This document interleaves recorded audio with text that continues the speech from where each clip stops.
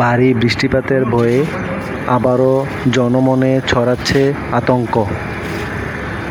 এদিকে লক্ষাধিক বালির বস্তা দিয়ে গুমতির বাঁধের সংস্কার কাজ শুরু করেছে পানি উন্নয়ন বোর্ড।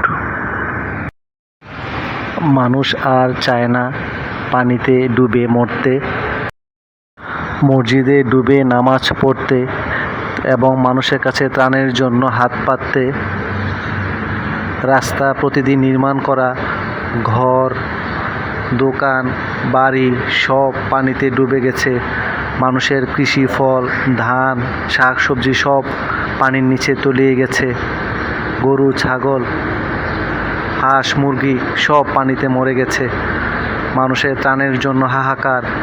প্রতি বছর নির্মাণ করা সেই গুমতির বাঁধ যেন এমনভাবে নির্মাণ করা হয় মানুষের পুকুরে মাছ যেন ভেসে না যেতে পারে। তাই পানি উন্নয়ন বোর্ডের কাছে জনগণের বিনীত আহ্বান যেন শক্ত করে ভালো করে সবগুলো ভেঙে যাওয়া বাঁধ সঠিকভাবে বাঁধা হয়, যেন আর ভারী বর্ষণে কোনো রকমের বাঁধ ভাঙতে না পারে, সেই কামনাই করছে মানুষ।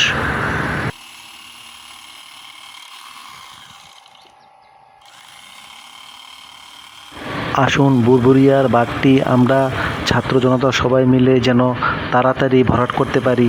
আসুন সবাই মানুষের প্রাণ বাঁচাই।